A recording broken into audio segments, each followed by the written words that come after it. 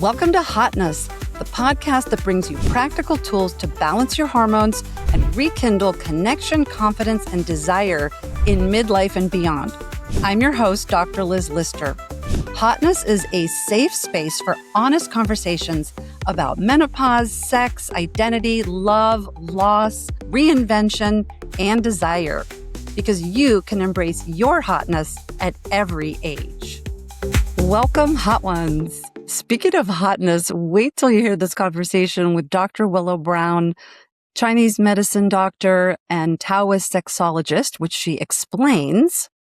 She is the host, along with Leah Piper, of the Sex Reimagined podcast, which is a wonderful podcast that I've been listening to for a really long time that we'll link to for you. Boy, we really had a fun conversation that I'm so excited to share with you. We talked about pleasure as medicine, that our sexuality is so much more than what is out there in the culture that addresses sex. Okay. We really talk about transformation. I always talk about libido, not just about sex, it's about life energy. And we really talk a lot about that. She has incredible skills and knowledge in that area. If you can watch the video, it's got some gestures in there that are also pertinent and fun to our conversation. And it really is humans with our sexuality as human beings, not necessarily, it doesn't have to be men or women. It doesn't matter the type of relationship, but really who we are as human beings. It was a whole new perspective for me. And I am so excited to share with you my conversation with Dr. Willow Brown. Welcome to Hotness. Dr. Willow Brown, I'm so excited to have you here. I have figured out why I love you so much. Oh, good. Why is that? Because we both see sexuality and pleasure as a big missing link for people's happiness and their healing. Absolutely. It's like essential. It's the root, baby. We're talking about the root chakra. So we got to get that one on board. Everyone's all up in their spiritual omingness, but we want to start from the ground up. Yeah, that's what really drives home not only like more pleasure, more joy, more fun, more laughter, but also more vitality, longevity, balanced hormones, balanced emotions, right? Right. Yes, that's sort of a upward spiral, right? Because I also help heal women who are in midlife. They might have pain with sex, issues with the body, as well as the mind. Obviously, they're not separate. But I'd love to start us off. Could you please explain Taoist sexologist? You always say that title on your podcast, which I love your podcast. We'll be putting a link to it and you can say a whole bunch more about that. But can you enlighten me a little more about that? Yeah, totally. So on our podcast that I co-host with Leah Piper, which is Sex Reimagined, I claim to be the Taoist expert. And I claim that in a lot of places in the world because I am a Chinese medicine doctor. So if you know any acupuncturists or Chinese medicine herbologists or doctors or Qigong masters out there in the world, they are Taoist masters. We're all coming from this lens and this view of Taoism. So Taoism is kind of like a philosophy or a way of life that's very, very much based in contraction and expansion, yin and yang. So if you've ever seen that little yin yang symbol with the black fish and the white little fish, and then they've got the little eyes, so there's yin within yang and yang within yin. So everything in contraction and expansion is relative. So this is what Taoism really is. It's a way. And what does that mean? The way is the way of nature. So we're looking to the natural world and our bodies and our minds, our psyches, everything. We're looking at ourselves as humans as not just part of the natural world, but we actually are the natural world. We are nature. We've got the same mountains and rivers and streams and valleys and oceans in our bodies that the earth has. We've got the same meridian system that the earth has. So when we look to nature, we see Okay, the sun goes down and it's contraction, it's nighttime. The sun comes up and it's expansion, it's daytime. Winter time comes and it's contraction. And then summertime comes and it's expansion. So Wow. everything is yin and yang, everything is contraction and expansion. And there's seemingly these dualistic poles, right? But actually, they are this like one and the same. Like they don't exist without each other. Like we can't Okay. exhale forever. We have to inhale too, right? Right. Can't Right. Wow. have Okay. night last forever. There has to be day. And we don't have any reference for what light is if we don't know what darkness is, Mm, right? And so that's in our beautiful. lives, That's it's such a amazing. spiritual thing because it's like if we don't go through the dark night of the soul, the difficult times, the fall and winter seasons of our lives, if we don't go through that, we don't know what spring and summer of our lives is. We don't know what joy and laughter and expansion. It doesn't have the same depth or meaning. So Yeah, that's that's amazing. pretty That's much what beautiful. Taoism is, right? It's looking to these rhythms that we naturally just go through. And our hormones run them hugely, right? Especially if we're looking at a woman Right. in her fertility years, her cycle's going like this, her hormones are going like this all month long. So she's expanding and contracting, and our emotions are following that flow. So then when we bring in sexuality to this whole party, then we're looking at like at what times in our journey, whether we're in an expansive moment, maybe in our years. If we're in our fertility years, then we get into expansion when we're ovulating. We're peaking at that moment. That's like our summer moment. Wow. The estrogen's high, everything's happening. Like, okay, let's make a baby, create, right? And so ovulation is an obvious point of expansion that we can play with sexual energy in a certain way at that point. Because Okay. sexual All energy right. is already peaking naturally inside of your Sure. body. So it'd be a great Sure. time to explore new possibilities in the bedroom, to explore new positions or ways or rhythms or touch or whatever. And there's Well, all you're making me think of myself and a lot of the women I work with in midlife who are not cycling. yeah. So does that mean we have this opportunity available to us all the time? Yes, I was going to say. So if you no longer have a moon womb cycle, then you have a moon in the sky cycle. So you're Okay. All looking right. at the rhythm and the expansion and the contraction of the moon cycle. So when we're in a peak full moon, energy is going to be higher. This translates to male bodies as well. I've had so many men, I've made so many of my clients like track their energy, their sexual energy. And That's almost amazing. unanimously, they're like, oh, yeah, when the moon is full, I'm definitely Sure. so That's so funny. We always used to talk about that on labor and delivery. If there were more babies being born or whatever was happening, we would talk about that. And you won't be surprised to learn that someone tried to do some kind of study about it and didn't really find that, but right. that's not a problem. We're talking about people's personal individual experience. And Yeah. I this totally tracks with my study of Kabbalah Okay. in Interesting. so many ways because there's a lot of the science of astrology, the science of numerology, a lot goes with that, with the spiritual teachings. But definitely what you said about the darkness in order to see the light. It's like a moment by moment, like a everyday opportunity when we're feeling challenged. So that's awesome. 100%. Yeah. It's our perspective that makes the world around us, and so many of us are stuck in a dark perspective, which might not even be our own. It comes from parents and grandparents and society and what should be. And pretty soon we're just shoulding all over the place in a way Right? On ourselves and each other. Yep. where Yep. our authentic self lives.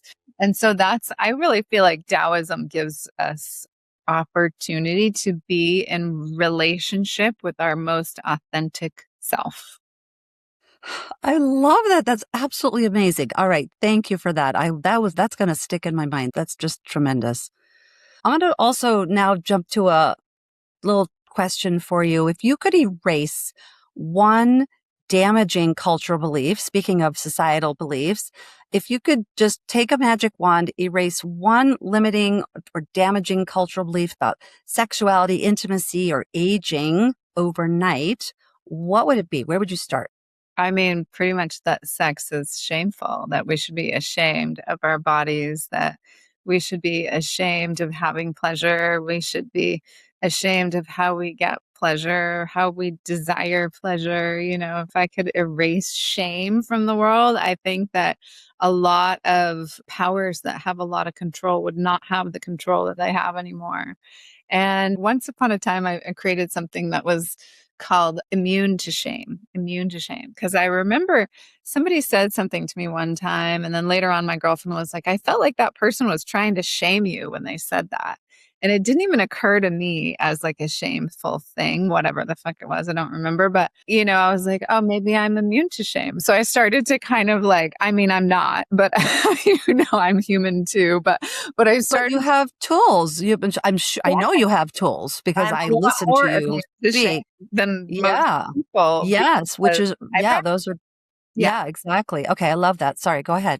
Well, yeah, just that, I think Oof. that if we wiped that out, a lot of the beliefs that we have about ourselves, our bodies, aging, the world around us, what we should or shouldn't be at a certain age in our life or a certain point in our journey or whatever fucking season we're in, like I really think that we would be having a very different view. Speaking of carrying shame in our bodies, I work mostly with women. I do have men in my practice which is really fun, as I really like that as well. But a lot of women who are carrying shame, particularly in their body, they may have experienced trauma. So I want to ask you more specifically about pelvic floor work, because I know that's one of the areas that you focus on. So I wanted to ask you, what have you seen manifest? What happens in the body when someone spends years carrying that shame or grief or trauma in her body? What does that look like? What does it do to her sexuality? And what does the release from that look like?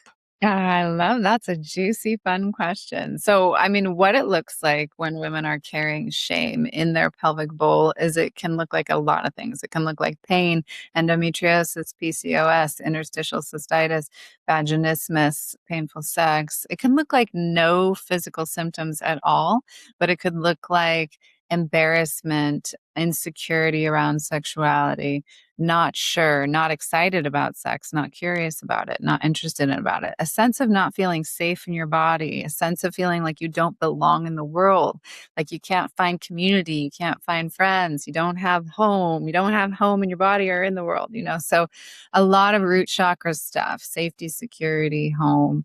And then, of course, it can manifest physically.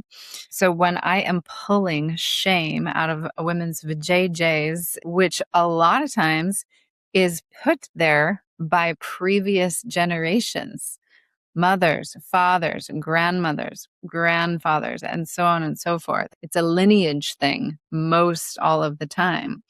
And So it so, doesn't have to be something that happened to me specifically. correct, It could be something put into my body generational. correct. Yeah. That's interesting. Because I mean, we're coming off of like eons of shame, right? I mean, it's so epigenetically, it's in all of us until we pull it out, Wow. right? We have to get in there and get it on out of there. And when I'm doing pelvic floor work, like I'm going in and I'm looking for tender points inside the vajayjay, inside of the walls of the vaginal canal. And I'll find a tender point. And then what I do is very different than what most PTs will do, which is where I start to ask that tissue, you know, what are you doing here? Like, we'll find out what's the What sensation. is it holding? Yeah, it feels hot, it feels Wow. burny, it feels Wow. sharp. Okay, when you tune into that burny sharp, what do you see anything? I see an ice pick or I see a dagger or whatever, or I just see a Wow. red blob, whatever they see. And then we kind of go into the vision of that. And some people see stuff and some people don't. We go into whatever it is. We go into the emotion, we go into the visual, we go into the experience of it, and we kind of talk to it. What are you doing here? What do you need from me at this point? We have a somato emotional release conversation. A lot of times tears will come outcome. Sometimes we have to get sound out. So make the sound of that hot, burny, sharp thing. And we get that out of the tissues. I mean, women get off the table and they're like, wow, they're like a plant that just got watered. Like their eyes look different. They look way more in their bodies. They feel like their feet are more on the ground when they go pee. And they're like, well, that was the best pee I've ever had, because like That's there's amazing. more sensation and availability in their bodies. Incredible. That also reminds me of what you said about contracting and opening, because the cells, that's happening at a cell level and then the tissue level, then at organ level, right? All the way up to us and then out to everywhere. I mean, this is amazing for this podcast, which is all about hotness and about women in particular reconnecting, not only balancing hormones, but also reconnecting with confidence and desire. Right. I talk about that all the time, that libido is not only about sex, it's about motivation and life energy. So that's where it's connecting to what you're saying. Can you talk a little bit about when people think about sex? I mean, we're in a challenging moment at this point in the world, what people think of as sex. I have 2 young adult sons, and of course, I'm their mom. We talk about these things, but young people and of all ages really exposed to porn. So this idea of sex versus transformational sex. Yeah. Can you speak to like this idea of what is good sex Uh-huh. versus what I think you and I have as an intention, which is transformational Yeah. I mean, level of sex? that's such a good thing. I mean, there's such a range of what sexuality can be. This is why we named our podcast Sex Reimagined, because we're like, let's see if we can help people reimagine what's possible. I mean, I'm having orgasmic experiences standing at the ocean edge doing qigong and breathing, So like that's a sexual experience for me. That's my perception of it. That's how I experience. So that's what's real for me. And I think so many of us learn like our sex education is just absolute shit. It's puberty education. A friend of mine put her That's finger right on it. It's not sex education. It's no, puberty education. right. Anatomy, blah, so not talking about sexuality. So sorry. Exactly. No, Yeah. it's so true. It's so true. And I think a lot of us like learn about what sex should be from both our peers and pornography.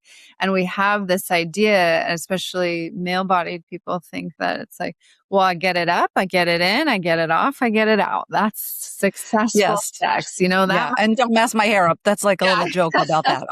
Yeah. That must be what good sex is.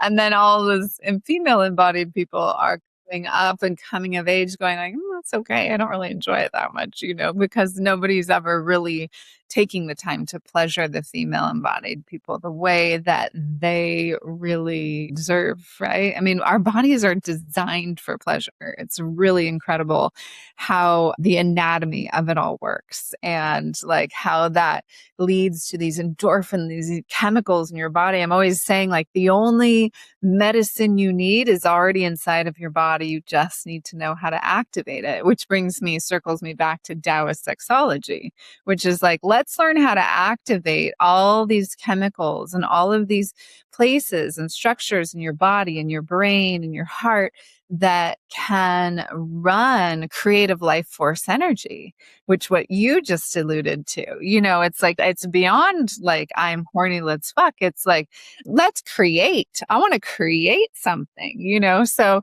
I think it was funny. I sent a text the other day to a friend. I was like, most people have no idea what good sex is. Like they just don't even have, it's not even a concept of what is possible. A friend of my mom's who's now 90, and her granddaughter is a grown woman with children, but her granddaughter was about 3 or 4 years old. She was giving her granddaughter a bath, and her granddaughter said, "Grandma, you should just touch right here. You should touch there. It's good." And so she's like, that's great. That's really nice, except for you should do that another time, or whatever she said to her, like do that on your own, something like that. She's like, no, really, you should try it right now. Yeah. And I just love that story because that's like a 3-year-old girl. 3-year-old girls could run the world. Totally. If you just ask them, right? Like we are born with that kind of agency and we are taught to look away from it or to rewire in some way. But Yeah. anyhow, you made me think of that. I love that little story. Yeah, so good. I know we're so connected to our a creative life force energy. I think that's maybe where I was. That creative life force energy is what sexuality is. Like we could create a whole new life from that. So what life do we want to create for ourselves with that energy? So there is a practice in all of this ancient esoteric sexuality that I teach that's very near and dear to my heart, which is sex magic, which is all about manifesting or co-creating. I really like the word co-creating over Yes. manifesting, co-creating with the universe or co-creating with the yoniverse, whatever it is that you want to bring to fruition more in your life, whether that is more money, more joy, more love, more happiness, more health. All of that is fair game. And if you think about every time a man ejaculates, that's 200 million potential human beings. It's a lot of chi. That's a lot of energy. That's a lot of vitality. So if he can learn how to circulate his energy and bring it back up into his body, he's going to have so much more energy and vitality and chi to work with to create whatever he wants in his life. Women, Amazing. female embodied people, they don't, you know, ejaculate out potential lives. So where they lose their life force energy is when they menstruate. So every time we're dropping eggs, we're losing our side of the potential life force. That's why when we have our cycles, we're like, man, I just want to lay here for the day. Like we lose our energy for the Yeah. day. The opposite of creating is just want to just hunker Yeah. down and Totally. And so there is a practice. It's a very big practice in Taoism, what they call turning back the blood, where Taoist priestesses would basically, they live in the temple. They don't live in this world. They live in the temple. They meditate all day, but they're able to stop their menstrual cycles on purpose. And then they Wow. basically stay that age, whatever age they kind of stop it at, through Ovarian breathing and various Taoist sexual practices. And it doesn't mean that they don't go through menopause and they don't stop, like they still go through that, but they stay that age at which they turned back the blood and halted their Wow. cycle. That is amazing. I'm going to put more thought into that because I'm going to choose to go from what you're saying to thinking about myself and women in menopause, where we have that opportunity all the time. Yes, exactly. And I mean, that's what we see naturally with menopause too. Women are all of a sudden, they're like, wait, it's all about me. I've been doing Yes. everyone else. And now, hang on, I want to turn the energy back into myself. And I want to do what's important for me. I don't want to do any of all that shit that was for everyone else that I don't really care about. Right. Wow. That So is like so amazing. turning back Yes. the energy, and blood is energy, and I did Yes. that practice. When I was early on in the Taoist sexology path, I was like in my early 20s and I was like, I am going to turn back the blood. I'm going to do this. Right. And so I was meditating probably like 2 hours a day, doing all these different practices with Taoist Wow. work.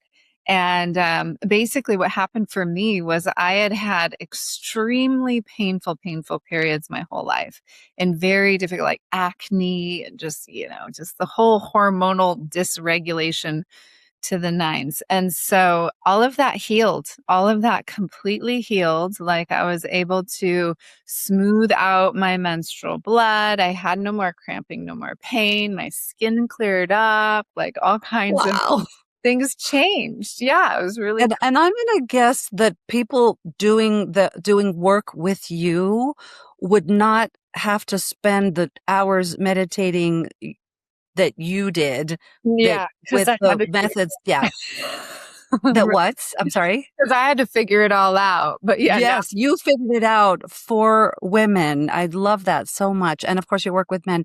If people want to learn more about you and work with you, what is the best way to reach you?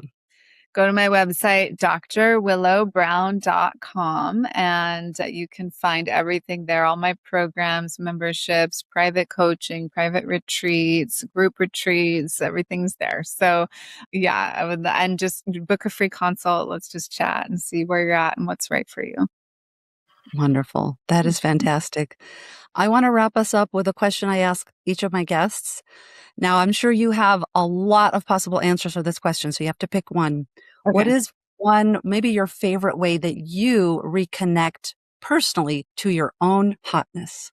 Oh God. Well, a month I set up a little nest in my zone and I get the candles and I get the music and I get everything just right the way I like it. And I just make love to myself for like 2 or 3 hours sometimes. And sometimes it ends in an orgasm. Sometimes it doesn't, sometimes I close it up with pulling a Celtic tree card because I'm a Celtic dork. And other times I just roll off to bed and go to sleep. So I think like self-pleasuring, self-loving is so much of a crucial practice over masturbating. I said that to someone. Right. I was like, Not, you yeah. self-pleasure? And they're like, yeah, I masturbate. I'm like, that's different. For 3 minutes. And Yeah. Right. Wow. That's amazing. That's amazing. Well, I knew this would happen. I knew that you and I could talk forever and ever. And I knew you would leave us wanting to learn more. So I'm sure that we will follow it up again another time. Thank you so very much for joining me on Hotness. Yay, Hotness! Thanks for listening to Hotness.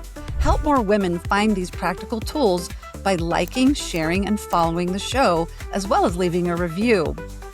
As a gift for listening, go to drlizmd.com/hotness for your free midlife guide filled with powerful support for your mind, body, and soul, because you can embrace your hotness at every age.